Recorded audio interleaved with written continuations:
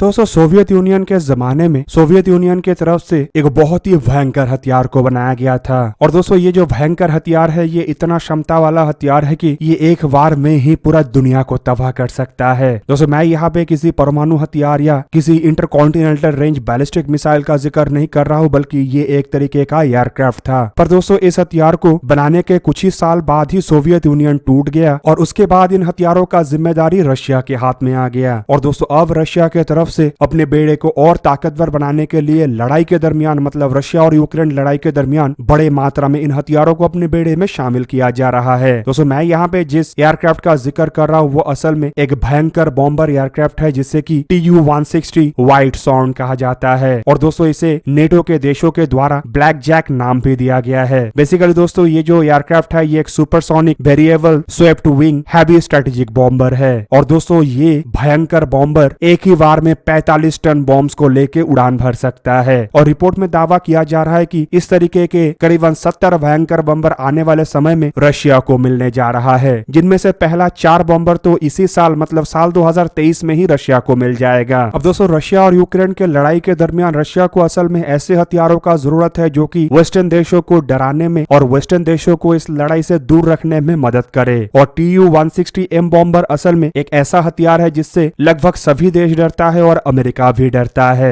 और रिपोर्ट में दावा किया जा रहा है कि रशिया अपने इंटरकॉन्टिनेंटल रेंज कॉम्बैट कैपेबिलिटी को और स्ट्रेटेजिक बॉम्बिंग कैपेबिलिटी को बढ़ाने के लिए बड़े मात्रा में इस तरीके के सुपरसोनिक बॉम्बर अपने बेड़े में शामिल करेगा। हालांकि दोस्तों कई सारे एक्सपर्टों का मानना है कि रशिया की तरफ से ये जो डिसीजन लिया गया है, मतलब बड़े मात्रा में Tu-160 बॉम्बरों को खरीदने को लेकर जो तैयारी किया गया है, ये असल में रशिया की तरफ से उठाया गया एक बहुत ही खराब डिसीजन है, क्योंकि ना ही चाइना और ना ही अमेरिका इस तरीके के बॉम्बर को अपने बेड़े में शामिल कर रहा है। और एक तरीके से ये जो बॉम्बर है ये काफी पुराने टेक्नोलॉजी का भी हो चुका है और पूरा दुनिया अब स्टेल्थ बॉम्बरों के तरफ अपने फोकस को केंद्रित कर रहा है, जबकि दूसरी तरफ रशिया ट्रेडिशनल बॉम्बरों को अपने बेड़े में शामिल कर रहा है, जो कि एक बेवकूफी भरा कदम हो सकता है। हालांकि दोस्तों 1986 में जब सोवियत यूनियन की तरफ से इस बॉम्बर को बनाया गया था तब ये दुनिया के सबसे ताकतवर तरीन बॉम्बर एयरक्राफ्ट था। और उस दरमियान इवन साल 2020 तक भी इस तरीके के बॉम्बरों को काउंटर करने का क्षमता दुनिया के पास नहीं था। लेकिन अब दुनिया संपूर्ण रूप से स्टेल्थ बॉम्बरों के तरफ आगे बढ़ चुका है, जिनमें अमेरिका के द्वारा B-21 के रूप में बॉम्बरों को बनाया जा रहा है और चाइना भी अपने खुद के स्टेल्थ बॉम्बरों को मतलब H-20 बॉम्बरों को बना रहा है। हालांकि दोस्तों मीडिया रिपोर्टों को माने तो साल 2023 के जनवरी महीने में ही इन नए बॉम्बरों का खुलासा रशिया की तरफ से किया गया था और साल 2022 में ही इन बॉम्बरों को तैयार करने का बातों को रखा गया था। और वहीं पे आप लोगों के जानकारी के लिए बता दूं कि 1986 में सोवियत यूनियन की तरफ से जो Tu-160 बॉम्बरों को बनाया गया था और आज जो Tu-160 बॉम्बर रशिया अपने बेड़े में शामिल करना चाहता है उसमें काफी अंतर है। और इन नए बॉम्बरों को कई तरीके के एवियोनिक्स और नए इक्विपमेंटों के द्वारा रशिया की तरफ से अपग्रेड किया गया है ताकि ये मॉडर्न जमाने के चैलेंजेस को भी काउंटर कर सके। दोस्तों बॉम्बरों में जो नया तब्दीली लाया गया है उनमें सबसे बड़ा तब्दीली है कटिंग एज एवियोनिक्स का। रिपोर्ट के मुताबिक नए जनरेशन के रूप में इसमें नए एवियोनिक्स को लगाया गया है, जबकि इसके अलावा इसमें एक नए इंजन मतलब NK-3202 इंजन का इस्तेमाल किया गया है, जो कि पहले इंजनों के मुकाबले में काफी कम मेंटेनेंसों के तहत भी ऑपरेट हो सकता है। और इन नए इंजनों के साथ इन एयरक्राफ्टों के जो फ्लाइट परफॉर्मेंस है और जो एंड्योरेंस है वो भी एनहांस हुआ है। हालांकि इसके अलावा इसमें हथियारों में भी बदलाव लाया गया है, जिनमें नए हथियार के रूप में KH-101 और KH-102 जैसे क्रूज मिसाइलों को शामिल किया जाएगा। हालांकि इसके अलावा ये जो बॉम्बर है ये हाइपरसोनिक मिसाइलों से भी लैस होगा। और रिपोर्ट में बताया जा रहा है कि जो सोवियत यूनियन के जमाने में सपना देखा गया था कि 100 ऐसे Tu-160 बॉम्बरों को बनाया जाएगा, उस सपने को अब रशिया पूरा करेगा।